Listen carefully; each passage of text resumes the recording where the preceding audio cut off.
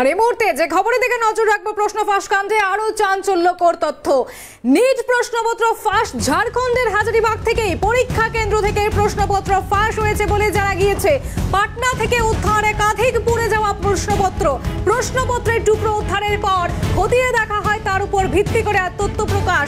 সূত্রের খবর এমনটাই, পরীক্ষা কেন্দ্র থেকে প্রশ্নপত্র সেখানে ছুড়ে ফেলা হয়। পাটনা থেকে উদ্ধার একাধিক পুড়ে যাওয়া প্রশ্নপত্র, সেখানে প্রশ্নপত্র একেবারে স্তূপ আকার করে সেখানে পোড়ানো হয়। প্রশ্নপত্রের টুকরো উদ্ধারের পর খতিয়ে দেখা হয় সেখানে প্রশ্নপত্র ফাঁস কাণ্ডে আরো চাঞ্চল্যকর তথ্য। নিট প্রশ্নপত্র ফাঁস। ঝাড়খণ্ডের হাজারিবাগ থেকে পরীক্ষা কেন্দ্র থেকে প্রশ্নপত্র ফাঁস হয়েছে বলে জানা গিয়েছে। পাটনা থেকে উদ্ধার একাধিক পুড়ে যাওয়া প্রশ্নপত্র।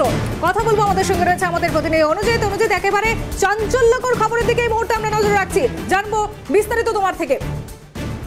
দেখো, ঝাড়খণ্ডের যে নিট পরীক্ষার পেপার ফাঁস হয়েছিল সেটা হাজারিবাগের একটা সেক্টর থেকে প্রশ্নপত্র হয়। সেটা পাটনাতে যে পুড়ে যাওয়া প্রশ্নপত্রগুলোকে একাধিকভাবে গুচ্ছ করে এবং সেই প্রশ্নপত্রকে একসাথে গুচ্ছ করে তাদের কাছ থেকে তথ্য পায়। সেই তথ্য অনুযায়ী হাজারিবাগ থেকে সেই প্রশ্নপত্র ফাঁস হয়েছে বলে খবর সূত্র মারফত। এই প্রশ্নপত্র ইউজি 2024-এর ফলাফল কথিত কিছু ব্যাপার ছিল, সেখান থেকে কিন্তু প্রতিবাদ করে কংগ্রেসের কর্মীদের, প্রতিবাদী কংগ্রেসের যে আটক করেছে কংগ্রেসদের কর্মীদেরকে। এবং তারপরে তোমাকে জানিয়ে রাখি যে এখনো পর্যন্ত ন্যাশনাল টেস্টিং এজেন্সি, বিহারের পুলিশ এবং ইকোনমিক অফিসার্স ইউনিটেড ফাঁস করেছে সংক্রান্ত তথ্য।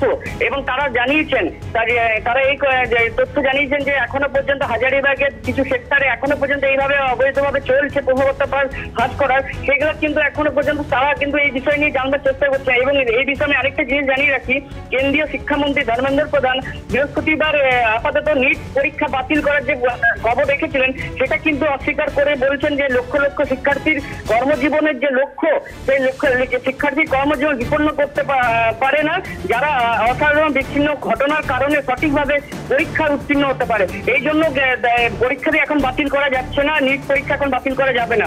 এদিকে 1563 জন প্রার্থীর জন্য নিট ইউজি পূর্ণ পরীক্ষা রবিবারে আবার এলটি এর মাধ্যমে এবং কেন্দ্রীয় শিক্ষা মন্ত্রকের অধিকারীর কাছে পরীক্ষা হবে।